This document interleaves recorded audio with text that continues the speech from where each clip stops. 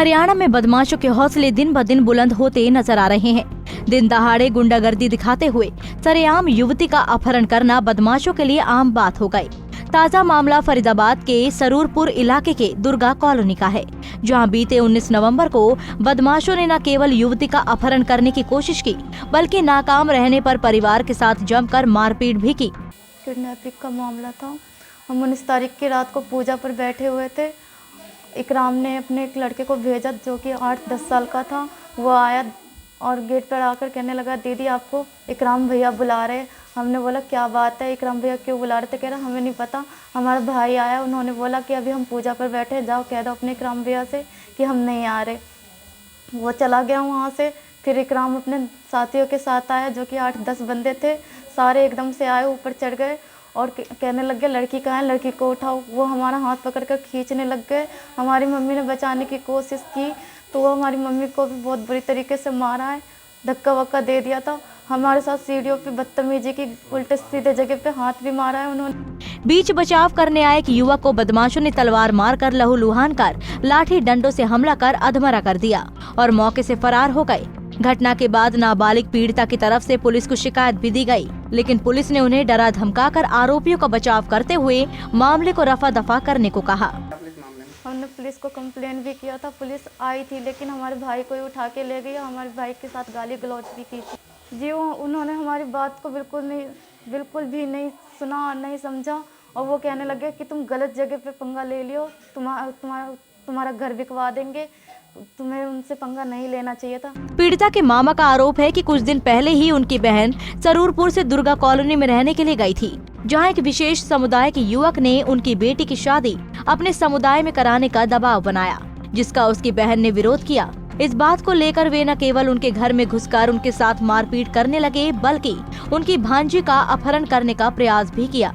मामले में पुलिस पीड़ित परिवार की मदद करने के बजाय शिकायत वापस लेने को कह रही है। वहाँ पे एक राम है, वो पूरा कॉलोनी में उसका पूरा दबदबा है, दबंग टाइप का बंदा है। उससे सारे के सारे पूरे कॉलोनी वाले डर के रहते हैं और जो वो कहता है वो सबको करना पड़ता है। तो ये अभी जो वारदात हुई है इसमें हमारी बहन के घर में घुस के हमारी लड़की को हमारी भांजी को उठाकर लेकर जाने की कोशिश कर रहा था, क्योंकि वो हमारी भांजी को 1 महीने पहले हमारी बहन को जाकर बोला था कि तुम्हारी बेटी की शादी जो है हम अपने कौम में करवा देंगे। जब हमारी बहन ने मना किया कि तुम क्यों इंटरेस्ट ले रहे हो इसमें, कह रहे हैं कि नहीं तुम लोग गरीब आदमी हो, तुम्हारा पति जो है वो हैंडीकैप हैं, थोड़ा सा उनके कूल्हे ख़राब हैं। हम लोग राजपूत हैं तो बिहार के हैं, तो उनके कूल्हे ख़राब हैं, वो तो काम वाम नहीं कर पाते हैं, मट्टी का दुकान बड़ी मुश्किल से किया है। तो कहें कि तुम लोग गरीब आदमी हो, कहाँ बेटी की शादी कर पाओगे, तुम जो है हमारे बिरादरी में कर लो, हम तुम्हारी शादी अच्छे करवा देंगे और तुम्हें अच्छा खासा सहायता भी कर देंगे। तो मेरी बहन गुस्सा हो गई, बोली कि तुम ऐसी बात दोबारा कर मत देना और धर्म परिवर्तन की तो बात भी मत कर लेना। तब से और उसको घर से भगा दिया कि आज के बाद से दोबारा मेरे घर पे आ मत जाना। पुलिस की तरफ से किस प्रकार की कार्रवाई चल रही है अब? अभी पुलिस की तरफ से ये कार्रवाई हुई है कि अभी फ़ोन जब आया, हम लोग यहाँ पे आए हैं, उसके बाद यहाँ पे आते ही हमारी बहन के भांजी का जब वो बयान ले रहे थे तो उससे ज़बरदस्ती ये कहलवा रहे थे कि ऐसे बोलो ऐसे बोलो। हम जाकर बीच में बोलते थे कि मैडम ये बात नहीं है, तो उसको डराया धमका रही थी और हमारी भांजी बहुत रो रही थी। तो फिर उसको जैसे तैसे करके वो बयान लिखवाया है और बीच बीच में हमसे कह रहे थे कि तुम्हारा कुछ भी केस नहीं है, बिल्कुल केस कमज़ोर हो चुका है, तुम ऐसा करो कि इसको मुकदमे वापस ले लो, नहीं तो तुम सारे के सारे उल्टा फंस जाओगे। बिहार से आए हुए हो, कमाओ खाओ, यहाँ पे रहो, यहाँ पे ऐसे करोगे कुछ नहीं होगा तुम्हारा। आइए अब आपको सुनाते हैं बीच बचाव करने आए युवक का बयान, जिसे आरोपियों ने तलवार से हमला कर लाठी डंडों से मारकर बुरी तरह से अधमरा कर दिया और मौके से फरार हो गए। हर साल की तरह मैं छठ पे जाता था उनके घर पे, तो इस बार भी गया था। तो वहाँ पर क्या लड़की के साथ खींचाखाची हो रही थी, तो जब मैं गया तो वहाँ पर बीच बचाव में आया मैं, तो मेरे से थोड़ी सी बहस हुई, पता नहीं पीछे से किसी ने तलवार मारी। फिर उसके बाद बहुत सारे लोग आ गए, फिर उन्होंने डंडे और रोड से मुझे मारा बहुत।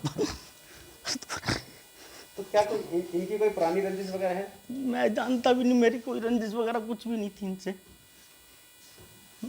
तो पुलिस को सूचना दी है आपने? पुलिस पता नहीं है, तो मैं बेहोश हो गया था, मुझे पापा वगैरह लेके आए, कैसे पहुँचे मुझे कुछ नहीं पता। मैं तो बेहोश हो गया, तलवार लगती, बहुत सारा खून निकला, उसके बाद बेहोश हो गया। इस पूरे मामले में जब हमारे संवाददाता ने पुलिस का पक्ष जानना चाहा, तो संजय कॉलोनी पुलिस चौकी इंचार्ज ने मामले को लेकर कुछ भी कहने से साफ इनकार कर दिया। बेटियों की सुरक्षा को लेकर जब पुलिस ही आरोपियों को बचाने का प्रयास कर रही है, तो जनता किस पर भरोसा करे। अब देखना ये होगा कि नाबालिग पीड़िता को कभी इंसाफ मिलेगा। फरीदाबाद से पूजा शर्मा, पंजाब केसरी टीवी।